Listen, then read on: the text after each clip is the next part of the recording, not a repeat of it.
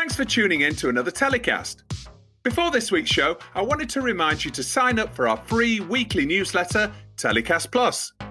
It features interesting TV industry news stories from a different angle and exclusive content, such as Opinion and The Secret Producer, our anonymous TV exec reporting from the front line of TV production. Plus, we're bumping up the goodies with more free downloads of TV industry reports, discounts, and exclusive access to some live TellyCast events we're planning for the months ahead. And you'll only get access to those if you're on our mailing list. And don't worry, we don't like spam either, so we won't do anything weird with your data like sell it to advertisers or anything. Just sign up at our website by searching TellyCast on Google or visiting telecast-podcast.com. Thanks a lot. TellyCast, the TV industry news review. It's TellyCast's first birthday, and to celebrate, we welcome a real-life Spice Girl on the show and reveal the results of our very own survey with more great guests to discuss the results. Hi, I'm Justin Crosby, and welcome to this week's TellyCast. Blowing out our first birthday candle this week are Spice Girls Mel B, Creative Director at Edinburgh TV Festival Stewart Clarke, Patricia Arescy, Commercial Director for TBI and Digital TV Europe at Informa, and Jonathan Broughton, MD at Workshare Consulting. It's all coming up.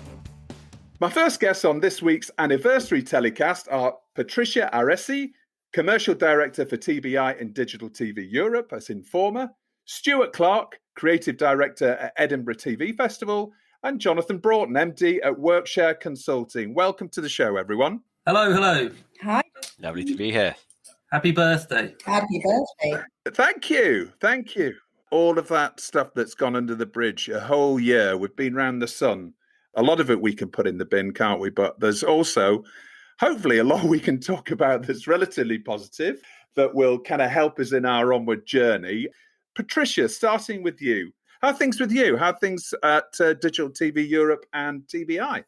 Hi, Justin. Thanks for having me. Things are good. We have been very busy. We essentially, propose a lot of digital campaigns for the industry, our community. So it's been, it's been busy for us. Good to hear it. You run, obviously, a publishing and events business. We won't go into all the challenges that everybody's had because everybody's been in the same boat over the last year. But how are things looking for you right now? Can you see sun on the horizon? We can, but I think we're still going to have to wait a few more months. Informa, we're part of Informa, the two publications.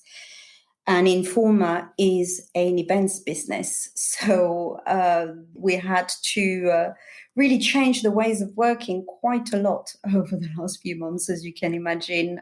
But there's been lots of successes with pivoting to virtual, but there's obviously been a huge loss of revenues as well. So I think everyone is looking forward to the return of physical events. We can't wait. Stewart, as I just mentioned, exactly 1 year ago, you were sat at the other end of the podcast mic.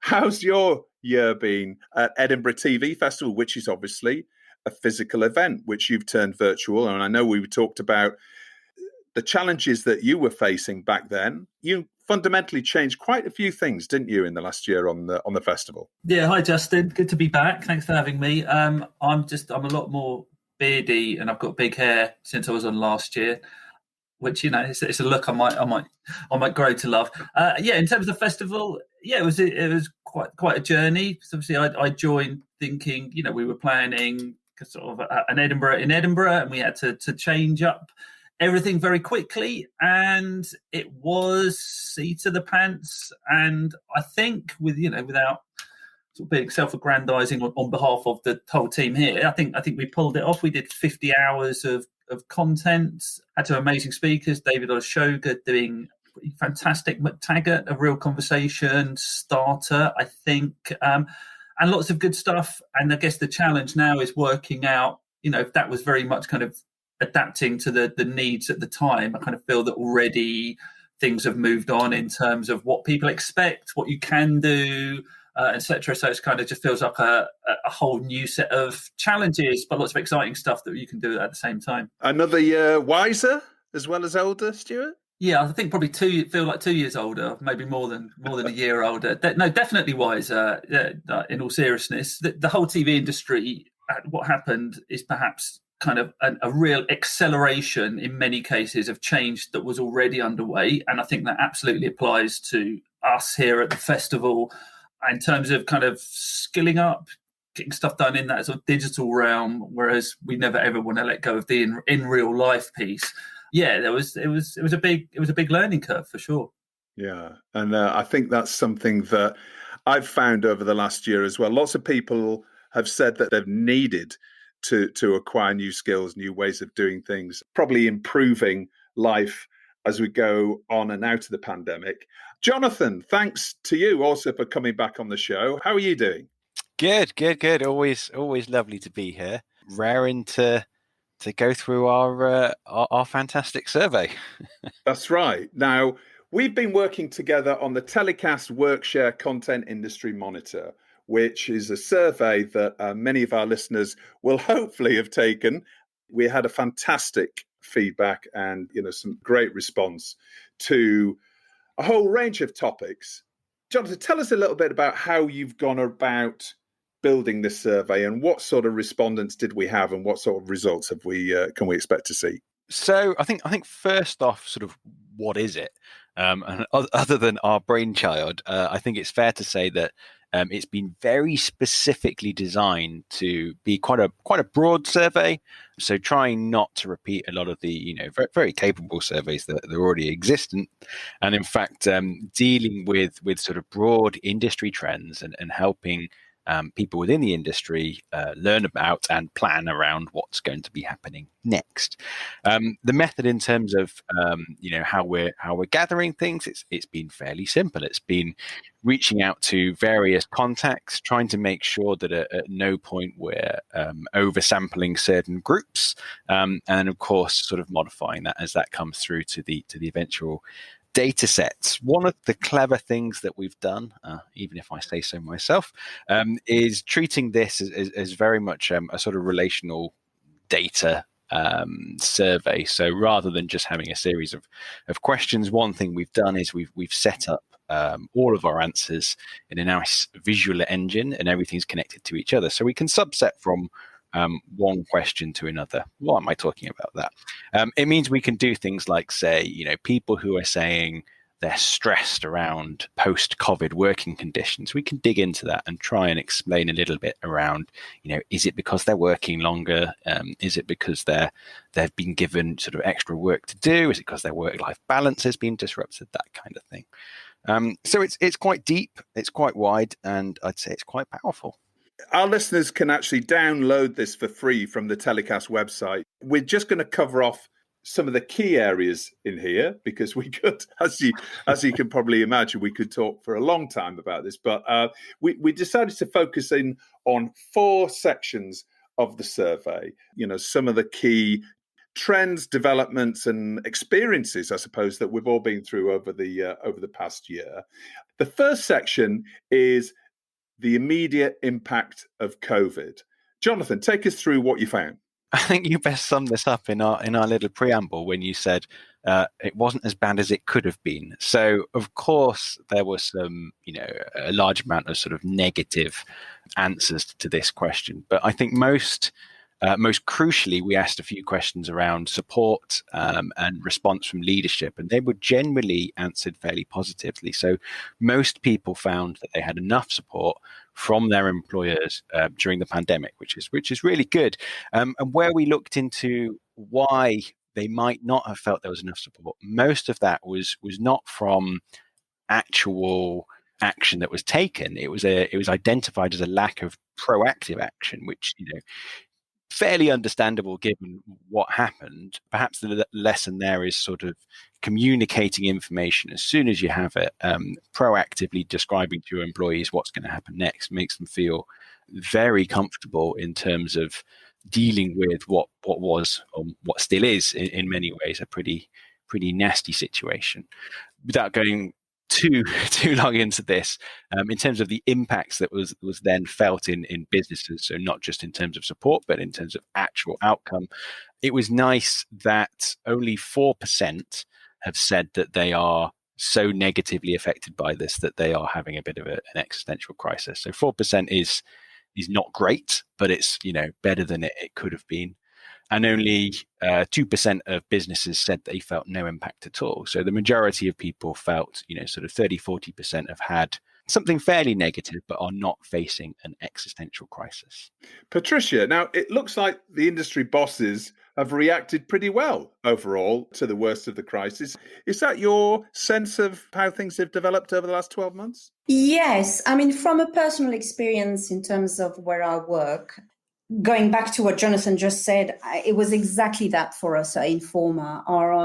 We have a really strong leader, Stephen Carter, who is our group CEO, and that's exactly what he did. From the onset, telling us exactly, what the situation was, what measures were being put in place, what we may have to put in place next. So the communication straight from the very top to the employees was very crucial. It was all done through video calls, so very direct, and with Q&As at the end. So lots of opportunities for questions directly to the big boss. So I think that was very, very important for everyone at Informa at that point.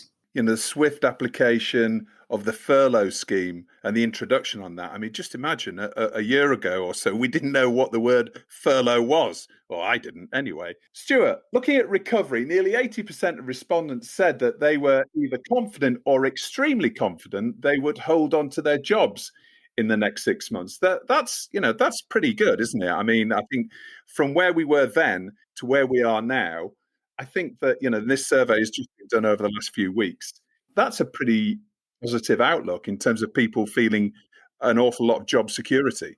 Yeah, clearly that can only be a good thing. And I think it's really interesting looking at the survey that there are a lot of positive results. People feel, this is obviously a degree of confidence. I mean, a couple of things. I think that while that research suggests that people feel that their sort of bosses reacted well, again, that very, very good to hear.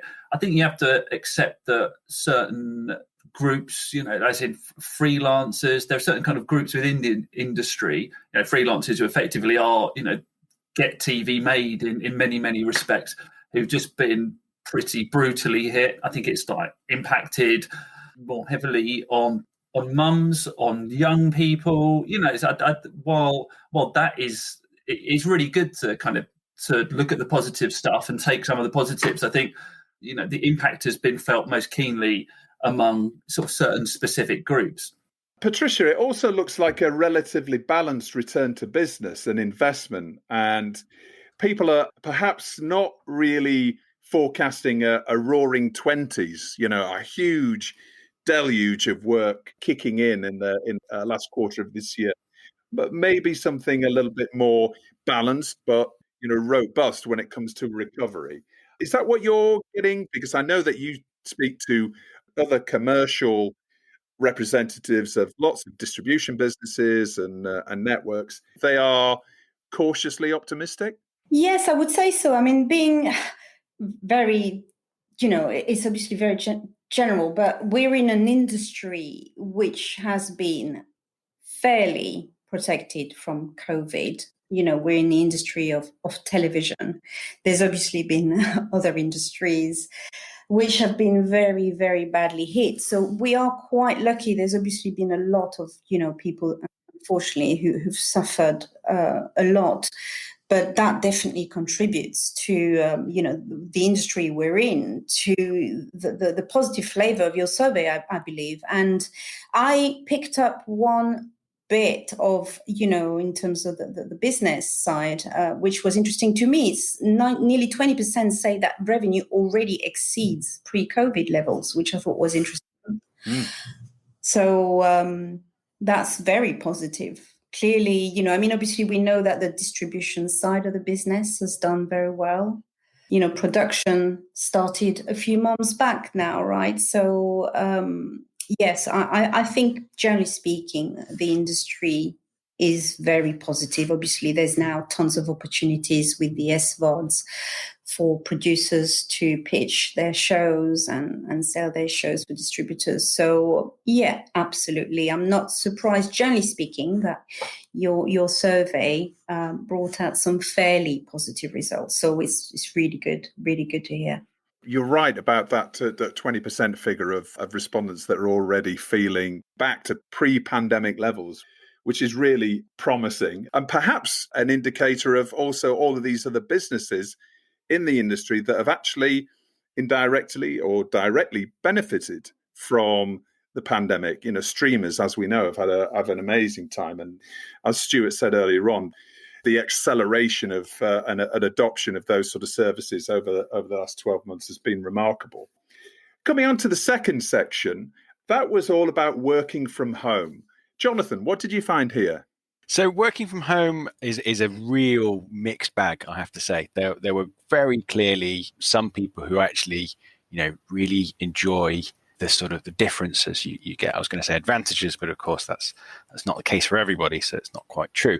At the same time as working from home, we do have the impact of COVID, which cannot be sort of, forgotten about as part of this. So a lot of the questions we're asking here sort of about, negative impacts in the last sort of 12 months are intrinsically linked to both COVID and sort of the slightly different lifestyle that people now have when they're working from home. I think that really depends on what part of the industry you work in, right? So if your job demands strong collaboration with colleagues and face to face, then of course it's difficult to do remotely. But I was quite surprised that there seems to be a lot of people who are very keen to go back to the office, essentially. I think there's two words there that come to mind: homeschooling. Yes. I'm lucky to pass that stage, but I have been feeling for parents over the pandemic for sure. I think parents definitely, and also I also think that again there's a generational thing when particularly younger people who don't necessarily have home office, and Patricia, you're saying you might be sitting on your bed with your laptop or whatever, but it's kind of that's different to being in a shared house, for example. I just think that there's a difference across age groups. But I also think that TV, we're not working in factories making widgets. We don't sort of punch in and out, and people are used to working long hours when they need to, I think, and maybe there's something about sort of the culture there. Ultimately, it's a hugely collaborative people business. What we're doing is writing about TV, talking about TV, making TV, putting it out there. At every stage along the way, it should be fun, creative, interesting, engaging, but it's always a people business. So I'm not surprised that people kind of want to be sort of close to other people, but effectively. The sense that we're getting is people are saying that either 60% or 40% of the time, so that blended kind of half 2-3 days a week would be ideal. Do you expect that to become the norm, Stewart, going forward? I don't know, Justin, but I do know that, for example, when we're looking at what we do at the festival, we're definitely going to be looking at what, sort of the workplace culture, TV sort of, the sort of wider cultural piece means in terms of how people work and how that has been reshaped. I could probably tell you a bit more in August. Jonathan, our third area we're looking at is working virtually. What did you find here? Yeah, this was fascinating. One of the most striking things, I think, was what everybody agreed on, which is it's actually far easier to get meetings with people in a virtual environment. 83% of people said it is now easier to arrange video calls than it ever was to do face-to-face meetings. However, they also agreed that they preferred the face-to-face meetings and that the virtual meetings weren't quite as good.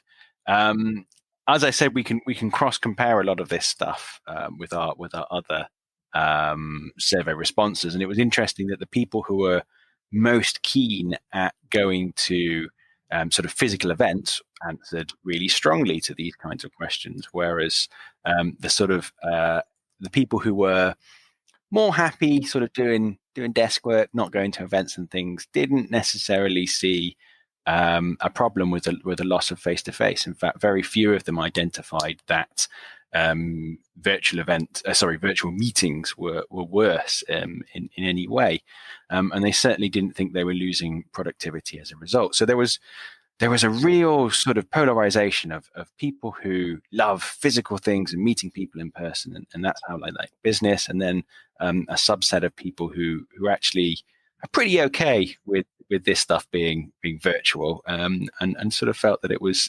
fine for this to get their sort of general day-to-day work done.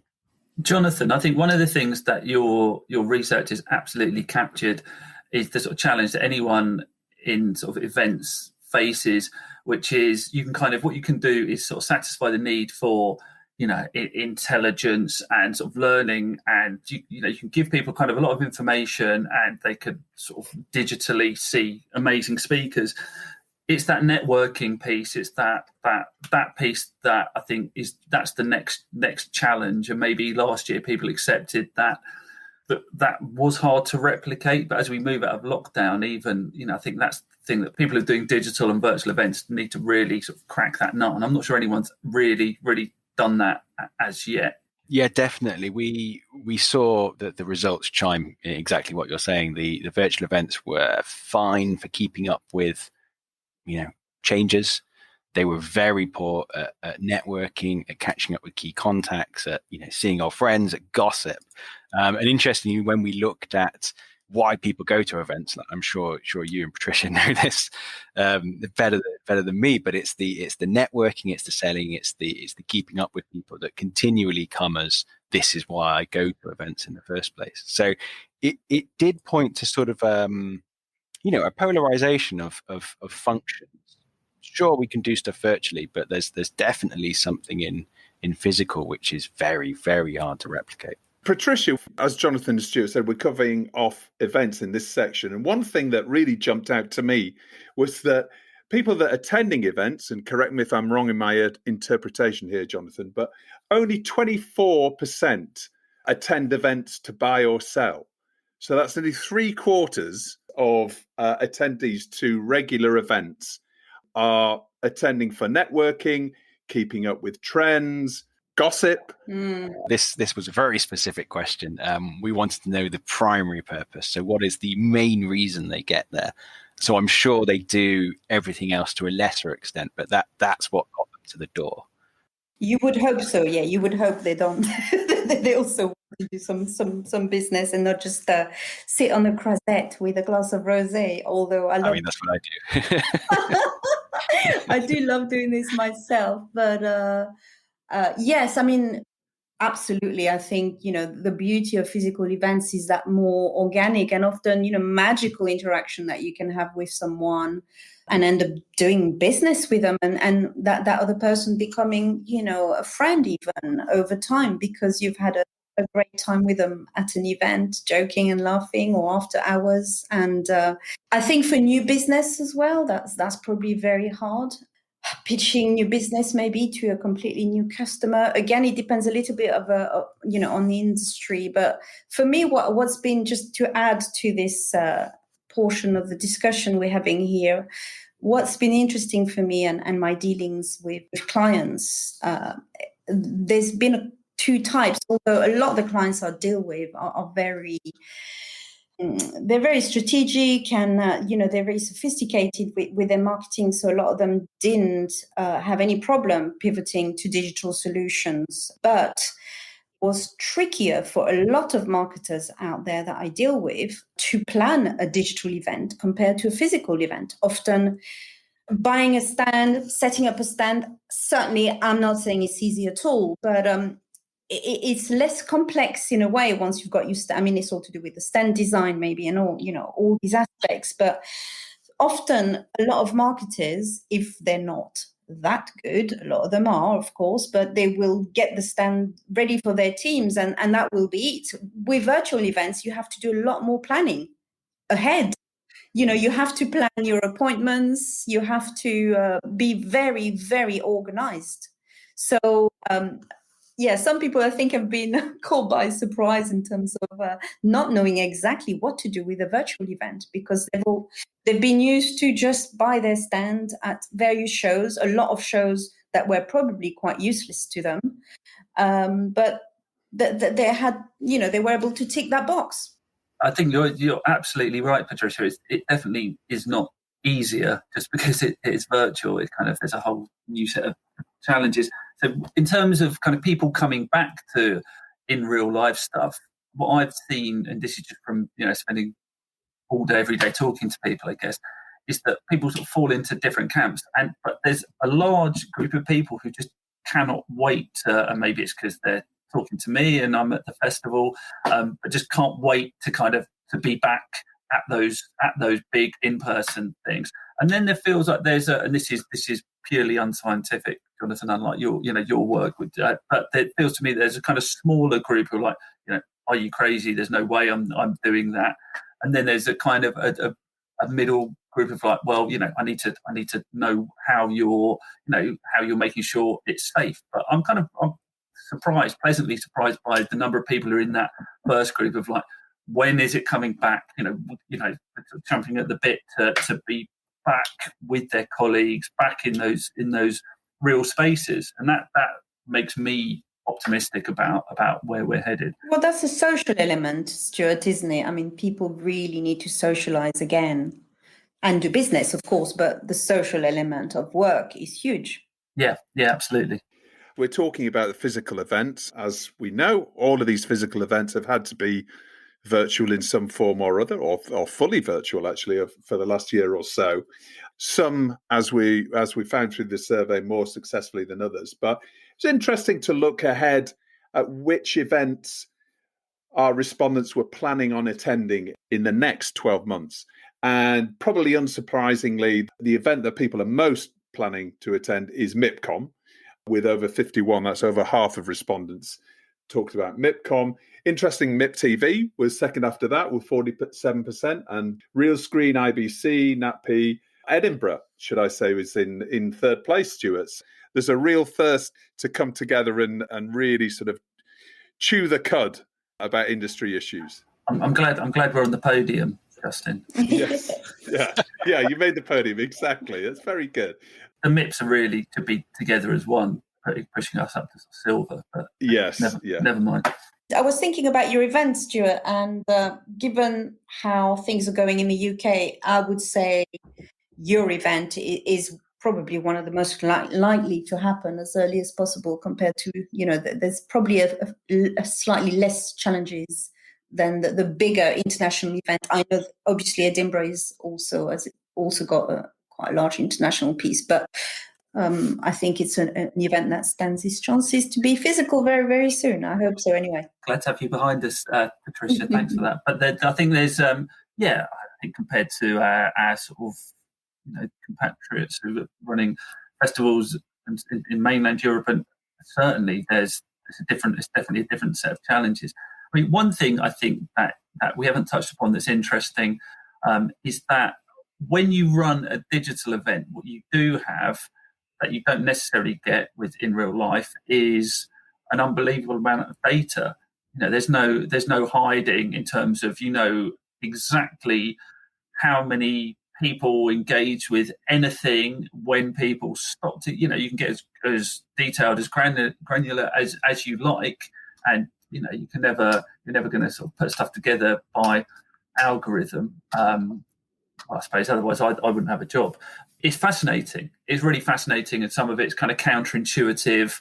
And I can see how you could kind of get quite obsessive about it.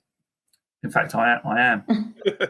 That's going to be one of the key benefits: smarter event planning, smarter event programming. And when these events return, we were touched on that a little bit earlier in terms of safety. We found that 60% of respondents said that live events should feature testing as a requirement to gain access.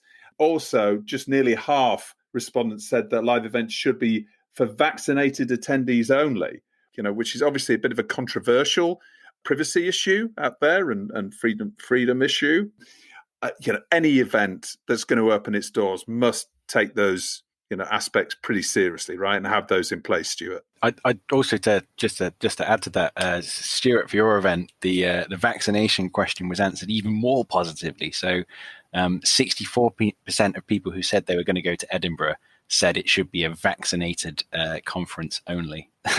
There's a factoid for you. One interesting side note is that the EICC, where our festival is primarily held, is currently a vaccination hub. Yeah, I'm not. Yeah, I'm not sure what I'm alluding to there, but more seriously, there are so many different elements there to consider. I mean, that's really interesting, Jonathan, to get your data, to get your specifics on that. But it's a very complex question with lots of sort of different things to consider, which I know is a complete fudge, but it is also true. When August comes, we'll have probably all the over 40s vaccinated. So all you need to do is forbid the event for under 40s, and we'll be sorted. So we can feel better about ourselves as well. Great. Yeah, that's sort of kind of what we don't want to do, to be honest, Patricia. So, Jonathan, looking at the final topic of conversation from our survey here, we're looking at leadership and equality. What were the key takeaways from that? Yeah, so I'll do general leadership first. This was interesting. We gave people the option of labeling their bosses as incompetent, and very few of them chose to do so. So just 2% identified bad bosses.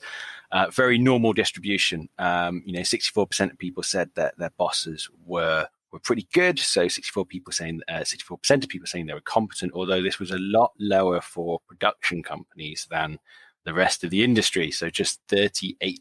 So in general, people saying that in the production side of the business, bosses are both less competent and also, rather more positively, visionaries at the same time. So more polarized leadership within the sort of production subset. We asked a couple more questions. We asked about women in leadership and whether they had a level playing field, and we did the same for BAME.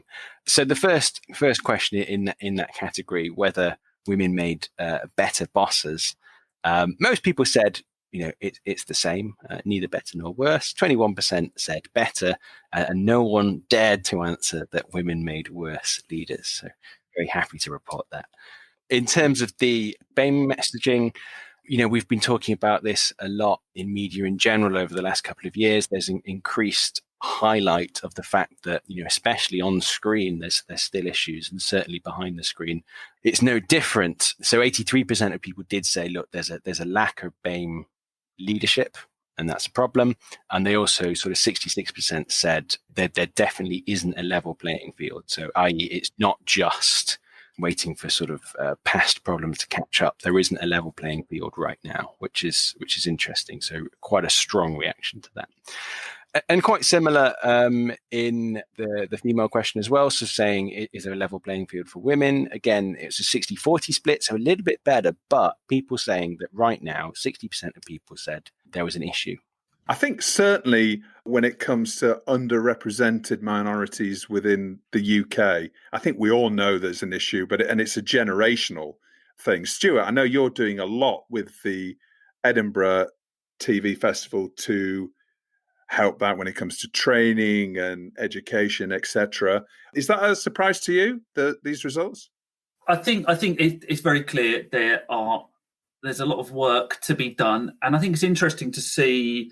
So at the festival last year, we particularly looked at the experience of Black executives, notably at leadership level, or the lack thereof, and we also kind of looked at diversity and inclusion more broadly as well. And I think even if you accept, and this is certainly could be debated, that there has been a degree of progress, what I see happening is that just changes the conversation, and suddenly you have to talk about people's experience on set when you do have more diverse and inclusive sets, for example.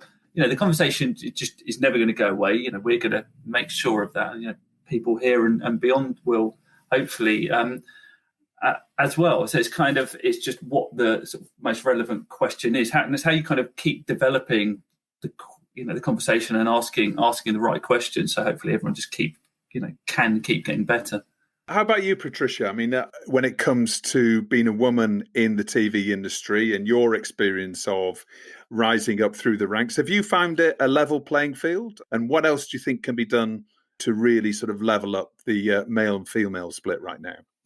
Yes, I think now we're actually having a lot of companies who are full of men. I deal with a lot of technology providers, and it is primarily men, male industry, who book, online panel discussions with us and webinars and things like that, and who ask to have females on it. So now, there is real pressure, even with, we've had comments about some of our judging panels for our awards. We have awards. We've had comments coming from people, in industry saying this is not diverse enough, it's not good enough. And we've actually had one client quite recently, I won't name them, but it was essentially them not signing up to the deal if we could not bring them a female to the panel discussion. So that's how important it was to them. They didn't sign up because we couldn't bring the expert in that field who was a female. So I think we're at the stage now where it's going, and it needs to, just probably like the feminist movement and most movements, it needs to go almost the other way, if you see what I mean, where we may have situations where females may be put in situations where they might not necessarily be the best expert in the field, but, they will be given a chance to be on a panel discussion or something like that. And it's probably necessary because, after all, I'm going back to really that old, and, I've listened to this comment on your podcast before, Justin. Like females, a lot of the time, they don't always raise their hands as well to participate in things because maybe I think they're not always quite as confident as men. It's one issue. It's not probably the only issue, and there are some, other things that will change over time. I think I'm very confident that females will rise through the ranks, will get better at asking for things, asking for a pay rise and things like that. And I'm very confident that things will change, but it will take time. These things take time, and you need to push time sometimes. This is happening at the moment. But in the meantime, I think there are still very unfair situations when it comes to pay, when it comes to promotions and things like that. I think a lot of unfairness. It's also about responsibility, isn't it? Because I think you can see, so a broadcaster or commissioner can say, you're not getting a commission unless this production is suitably sort of diverse and inclusive, which is great because, that production should be. And if that means you doing more work to make that the case, then that's how it works. But the broadcaster or the commissioner also has a responsibility. And, from where I sit, helping to organise a festival, there's a responsibility in terms of, who we put on our platform. And it's kind of, I think, everyone right through the sort of the chain has to accept that responsibility, I feel. I think I'd love to jump in there because I've actually heard, some of my analyst friends echoing a lot of what you've been saying. And it's almost like there's almost like a slightly unfair pressure of, kind of you guys, to be honest, on you to sort out panels that are diverse, and yet a lot of the people who are, from the almost from the, I don't want to get into its trouble, almost from the sponsor side, who are not providing diverse representation, and it's on you to find. I've definitely had some analyst friends say something along the lines of, I've been asked to do this and it's not my area. It seems they just want me because I am, X group. It gets people in the right places, and you can talk about prominence and how that has effect on sort of general development, and that's all positive. But at the same time, it can't be a nice feeling thinking that's the reason you've been invited, not for your expertise. But being the token female, yeah. Yeah, but I think that's a very interesting point because, I've seen this, firsthand. If, for example, you are doing something that specifically is talking about diversity, and you ask someone to be on there, you kind of quite rightly, people could push back and say, I'm a producer, or I'm a journalist. Don't kind of define me by that. Ask me to do stuff more broadly, and that's what absolutely, and I think that's exactly right to be saying that. And I think that from where I sit, it's really important that everything we do feels like it looks a little bit more like the world out there. Well, I think it's everyone's responsibility, hasn't it? I think that's one of the things that's come through over the last year as well. I think that everybody now should be feeling more of a sense of responsibility to level up right across the industry, engender confidence in people that don't have as much confidence, whether that be women or any of these other groups that we're talking about that are underrepresented in the industry, to give them a chance, and hopefully we can start addressing some of these issues that the survey points out.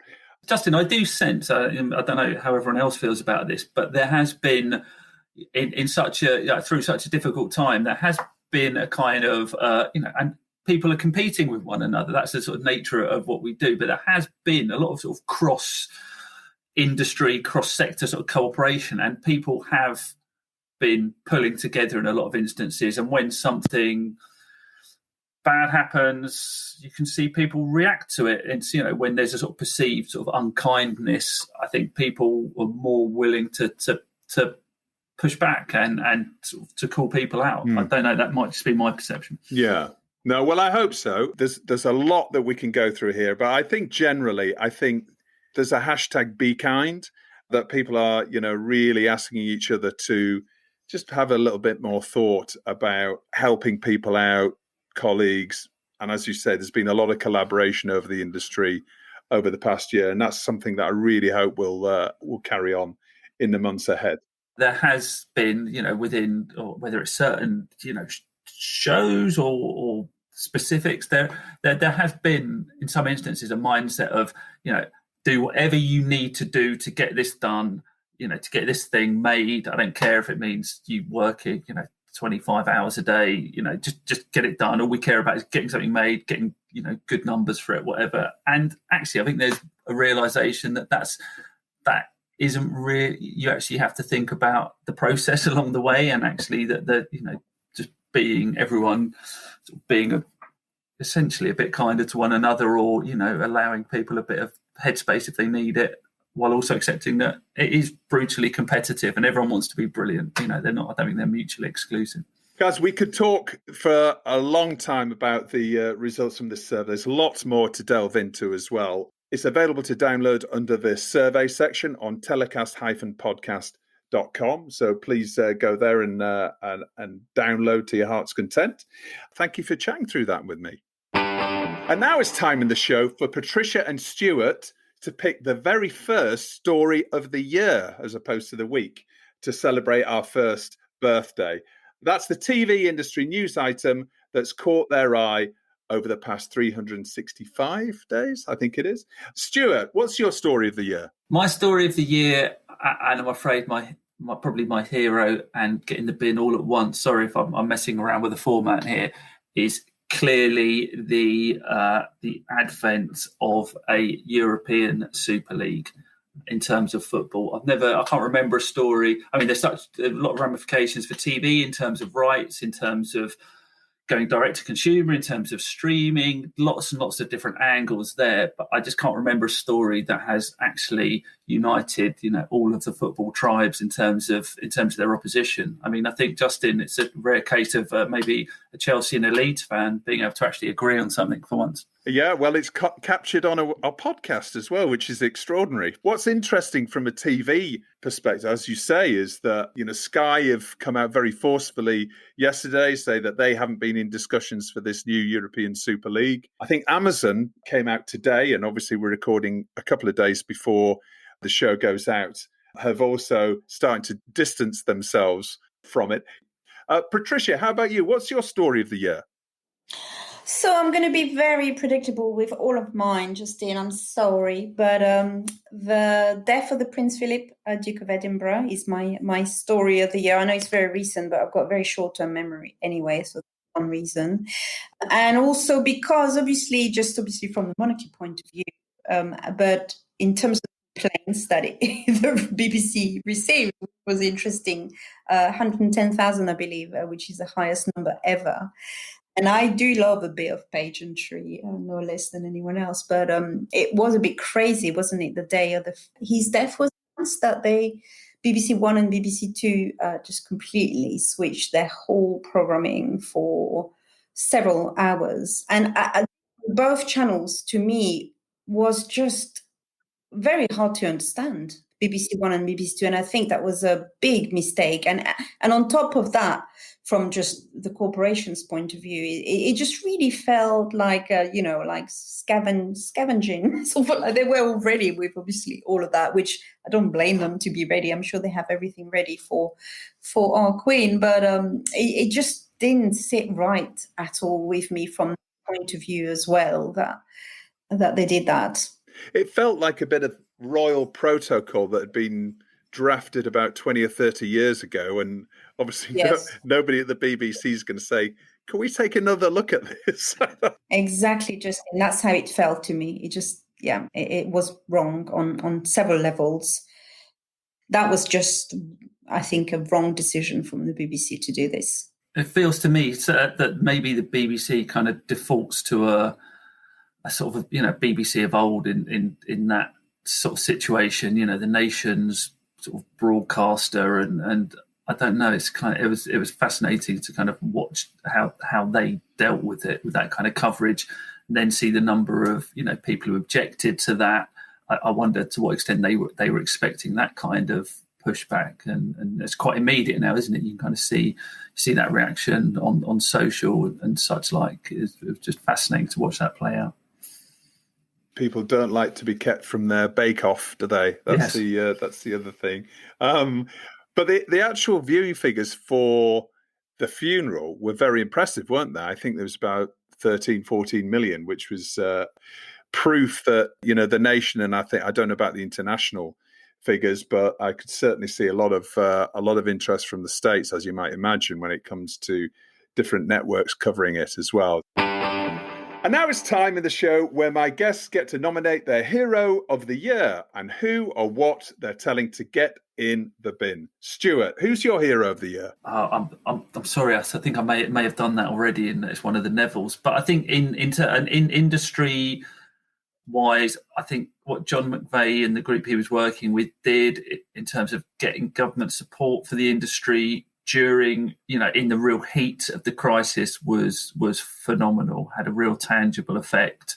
And, you just have to just take your hat off to that effort.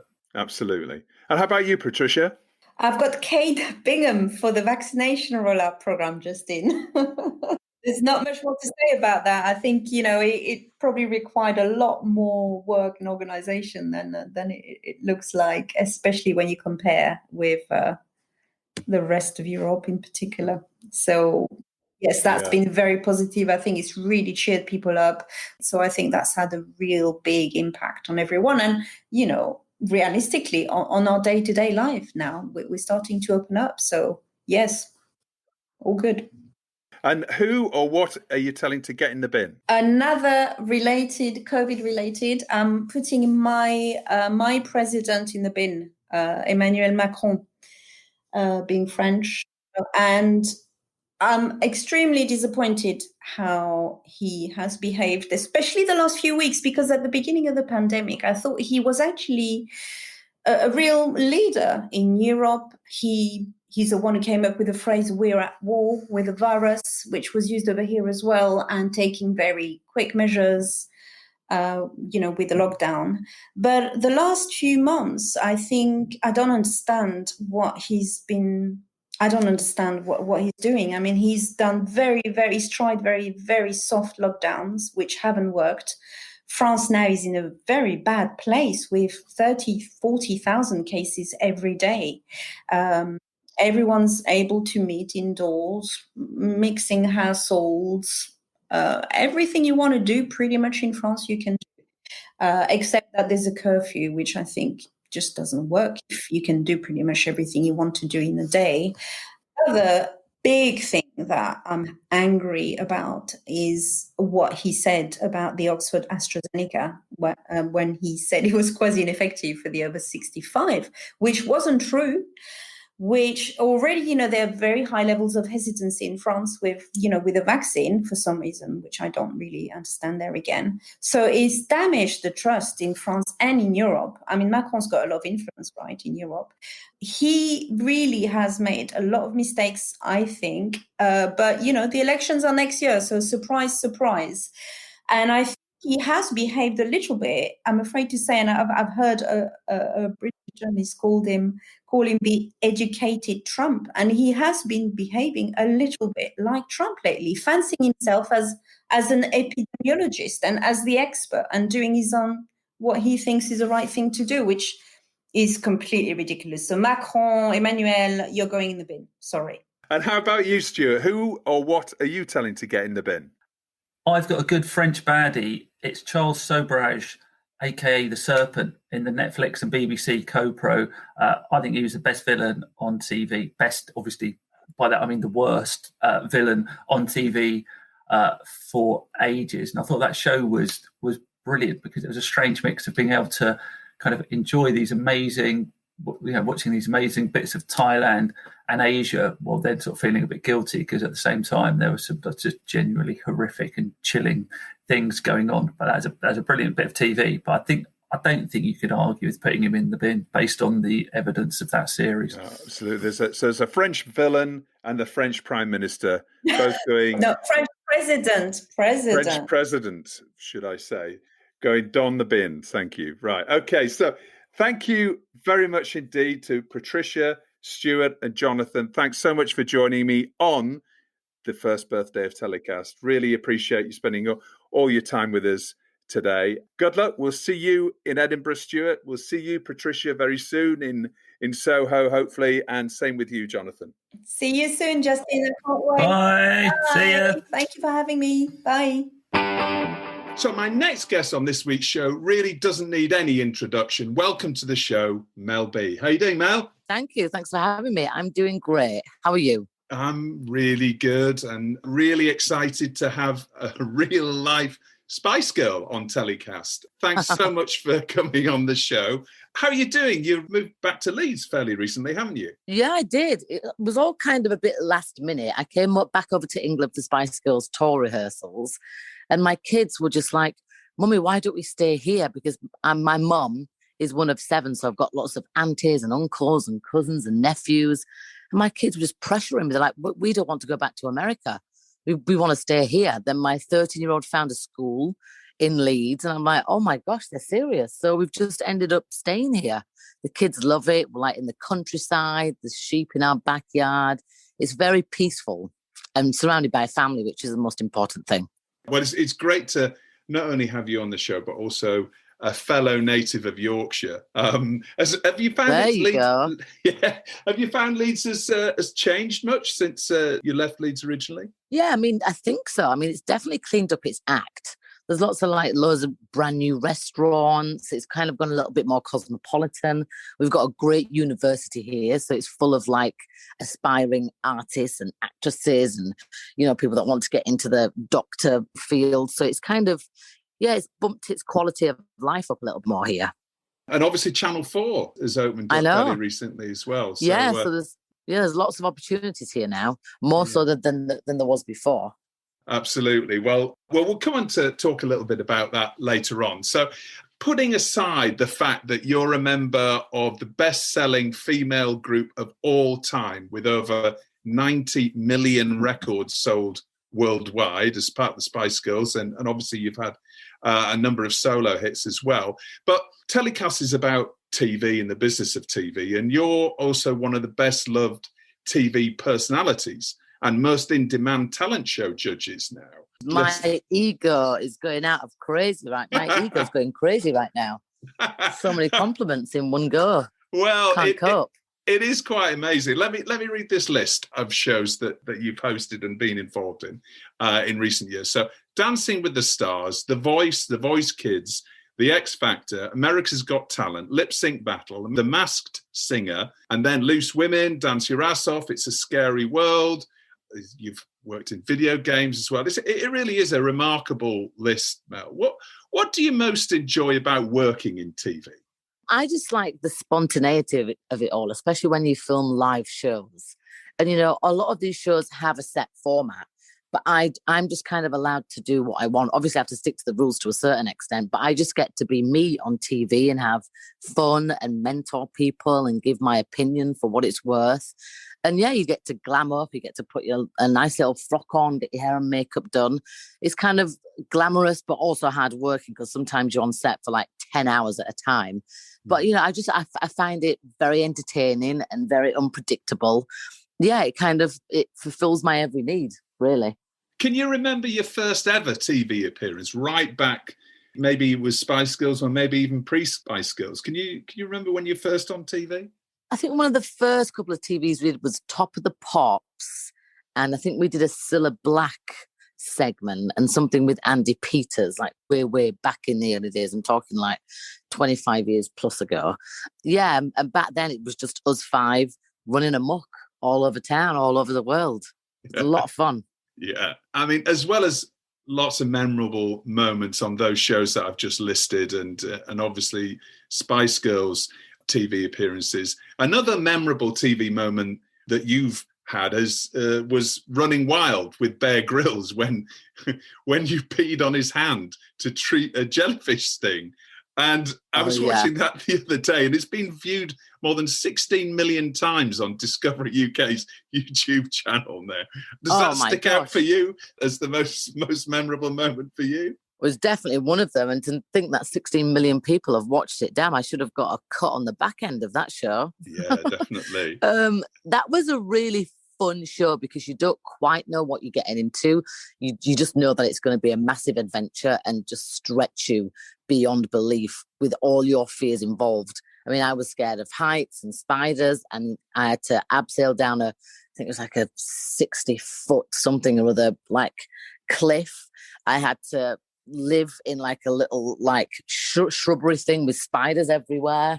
Well, not live, stay overnight. So it was definitely, it definitely pushed me to my max. But it was really kind of almost like a bit of a soul-searching thing because you get put into situations that you would never normally be put in, but yet you've agreed to do it, so you just have to go with it. But I guess it's not just a TV show, it's actually a life experience, isn't it? That sort of show. Oh, definitely. I remember one time we were like hacking our way through a bunch of shrubbery in this massive field. And I said to Bear, who's that guy on the other side of the camera? He said, he's SAS and he's also trained in if you get like a snake bite. So they had like paramedics on standby too. So you're really putting yourself into quite obscure, dangerous kind of territory. But obviously you have the safety net of knowing that people are going to be there to look after you if need be. But I just wasn't aware until I actually asked that question, like, what are these people doing here? And it was like, it's just for your safety in case anything goes wrong. Because if you get a snake bite, we have to airlift you out of here. Yeah. I was like, wow, this is what I've signed up for. And you were like, there's snakes? Yeah, literally. It was recently announced that you're going to host the second series of The Fashion Hero. And the first season aired in over 160 territories worldwide. You know, just a little bit of background on The Fashion Hero was a TV series that's created to challenge the fashion industry's preconceived standards of beauty. And from hundreds of thousands of registered applicants, gets whittled down to finalists for the show of different ethnicities, genders, shapes and sizes, and they all compete for the chance to become the fashion hero. What attracted you to the show, Matt? Well, for me, the way it was presented to me was just so appealing because it's not just hosting the show. You know, it gets whittled down to about 30, 32, 33 contestants from all over the world. And you get to be with them on this amazing journey of all these different challenges. And you really get to kind of be involved with the contestants rather than just judging them. It's nothing like that at all. I'm their support girl. Apart from that, another thing was, for me, it's all inclusivity. So it doesn't matter what you look like, where you're from, what colour you are, what shape you are, what disability you have. You have a chance to shine and blossom and grow along with each episode and each challenge. And I get to be right there with them, helping them and supporting them.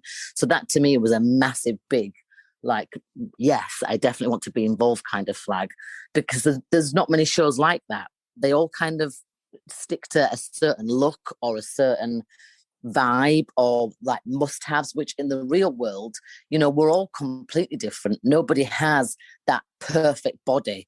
Nobody has that perfect brain or perfect mentality about themselves and other people. So it's really about learning and growing together as one kind of happy family. And it's really important, isn't it, now? Because we've all grown up with these airbrushed images and these fashion magazines, both men and women, but, you know, predominantly women have had to, you know, really be faced with really sort of high standards, unattainable standards. Yeah, and it's completely unrealistic also. You know, I'm raising 3 girls. I've got a 9-year-old, a 14-year-old and a 22-year-old that are all girls that I've raised single-handedly by myself. And it's been really important for me as a mum to ensure their own inner confidence, to embrace their differences and to be comfortable in their own skin. And that's what this show is all about. Now, when you started off in the entertainment industry yourself as a talented black girl from Leeds, did you find it tough to get breakthroughs in the beginning, especially not living in London? I mean, I think there's challenges everywhere, but I think there's a particular challenge, especially if you're a woman, and I'm mixed race. So my dad's black and my mum's white. So I've got the whole different racial sides going on. But I never let that kind of deter me from wanting to be in the entertainment industry. And I had a very supportive mum, very supportive dad that just had me look at myself and just embrace it and work on myself, whether it be me not conforming to having my hair braided or straightened. I wanted to wear my natural hair out curly, with making sure that if I had an opinion, I was tactile and that I would speak my own voice and make myself be heard. So I got brought up with, you know, a lot of challenging rules, but also a very supportive family. So I got to be me and find out who I was. I mean, obviously along the way I made mistakes and this, that and the other, but I was always kind of comforted with the fact that, you know, my parents were very much encouraging for me just to be me. As long as I'm being authentic and true to myself and I have good morals, then, you know, I was happy all the way. The Spice Girls message of female empowerment, I think is probably needed as much now as it was 25 years ago when Wannabe was a hit. What advice do you have for young women setting out on a career in TV and entertainment right now? Oh God, that's such a broad question, because I always say I never like to give advice to strangers. I give advice to my kids and to myself, but everybody else, I mean, I don't know, it's each to their own. But in any profession that you want to enter, you know, it takes hard work and it takes persistence and dedication, and you've got to work on your craft. But especially these days where it's very easy to get Instagram famous, or, you know, it's just a little bit more accessible. And if you don't have the talent or the know-how to be able to back that up, you're going to be very disappointed in life. So just in general, I would make sure that you learn your craft and that you're confident in what you do, and you should be forever opening to be able to learn new, different, exciting things along the way with whatever path you choose. And just go back to the fashion hero a second, and you know, this is all very much in the same vein. Obviously, Instagram, Facebook, you know, TikTok, all these new social media channels have only relatively recently come to the fore, and young kids, I mean, my kids are all obviously glued to their screens on these channels as well. I think, that something about the fashion hero really addresses that, doesn't it? It's about, being empowered to be yourself, as opposed to trying to live up to the stereotypes of this unattainable facade. It's about being true to yourself. Yeah, I mean, I think it's come to a point now where people want more real. They want achievable. They want to look at an achievable look that isn't an unrealistic standard, and I think the beauty industry has been kind of really badly represented, because it has been so airbrushed and it has been so perfectly fake. Now people want more, and they realize that that's just not normal. I mean, if you just look around you, you've got all different shapes, sizes, people with disabilities, whether it be mentally or physically, and people want to connect more with that real side of people, rather than just something that is just like a bit of a Barbie doll fakeness. Do you get the impression that the next generation coming up now, they're going to be a bit kinder than, the experience that we had when we were growing up at teenage years? I would hope so. Now, I mean, you have to be politically correct. I mean, what people would say to you in a job interview or even like a dance audition back in the day 25 years ago would be really harsh, and it wouldn't pass these days. You have to be more careful with your words. You've got the Me Too movement, you've got the Black Lives Matter, all these things are coming to fruition. So people have to be more careful, which hopefully will be embracing a kind of world where we're more aware of other people and their differences. Absolutely. This year, it's the 25th anniversary of the Spice Girls. I mentioned Wannabe being in the charts, and your tour plans have presumably been put on ice. Are there any Spice Girl TV projects in the pipeline you can talk about? Yeah, this year's our 25th anniversary, so there's been lots of discussions between us girls about how we want to celebrate it and how we want to embrace the fans and what they would like to see or hear. So we've definitely got a few things in the pipeline, but obviously with COVID, a lot of things got put on the back burner, or should I say got put on hold. So now, the UK's opened up a little bit more. We're constantly in discussions with each other. We have like a funny WhatsApp group that we're always messaging ideas and things like that. So yeah, there's things in the pipeline, but I don't want to be the one to let the cat out of the bag just yet. Right. Okay. Speaking personally about TV, what are you watching right now? Are you sort of a Netflix junkie when you're at home? Are you just streaming, 24 hours a day, or what do you enjoy watching on TV yourself? I mean, I watch a variety of things. The last really good TV show I watched was Your Honour, which just had me enthralled. And then I watch silly things like Say Yes to the Dress, which is like my guilty pleasure. Or I watch Intervention. So it's like real life people with real life situations, and they end up getting help. Some do, some don't, some fall by the wayside.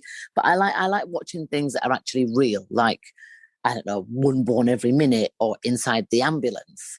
I'm not really much of a Netflix junkie per se. I just like to just catch things on a whim. I hate it when you have to wait another week for the show, or you can binge watch like 8 episodes, because I would stay up all night. So I've kind of deterred myself away from that.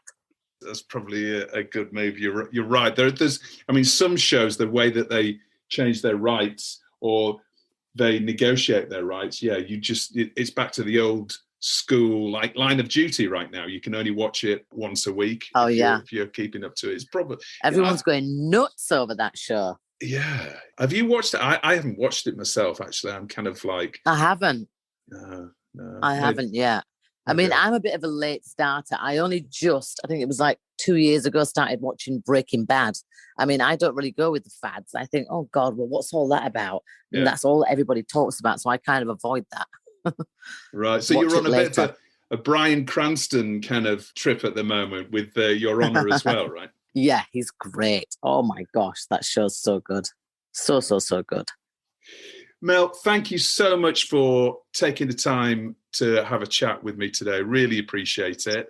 The Fashion Hero starts filming this summer, presumably once COVID restrictions allow, in South Africa's Sun City Resort. That's going to be amazing. I know, yeah, I cannot wait. I've actually been to this place before, like 20 years ago, when we got invited to go and have dinner at Nelson Mandela's house. And that's actually where we stayed. So it'd be nice to go back there and reminisce a little bit and work. Yeah. Can't wait. Mel, I could talk, for hours. There's so many things that I'd love to talk about, but thanks for being so generous with your time. Best of luck with everything. Welcome. Best of luck with the fashion hero. Thank you. Well, we've reached the end of another week's show and the end of our first year. Thanks for listening and thanks for sticking with us. Don't forget to rate and subscribe to the show and share it with friends and colleagues. And a quick reminder to sign up for our free newsletter called TellyCast Plus. It's packed with all the interesting TV industry stories of the week you may have missed, exclusive insight and opinion, including the secret producer, our intrepid, anonymous exec reporting from the front line of TV production. It's completely free. Just visit our website to sign up at telecast-podcast.com. And you can also follow us on Instagram, LinkedIn and Twitter. TellyCast was edited by Ian Chambers and recorded in London. Until next Thursday, as always, stay safe.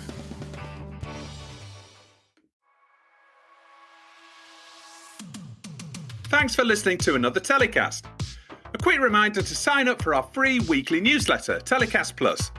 It features interesting TV news stories from a different angle and exclusive content, such as opinion and the secret producer, our anonymous TV exec reporting from the front line of TV production. Plus, we're bumping up the goodies with more free downloads of TV industry reports, discounts, and exclusive access to some live telecast events we're planning for the months ahead. And you'll only get access to those if you're on our mailing list. And don't worry, we don't like spam either, so we won't do anything weird with your data like sell it on to advertisers or anything. Just sign up at our website by searching TellyCast on Google or visiting telecast-podcast.com. Thanks a lot.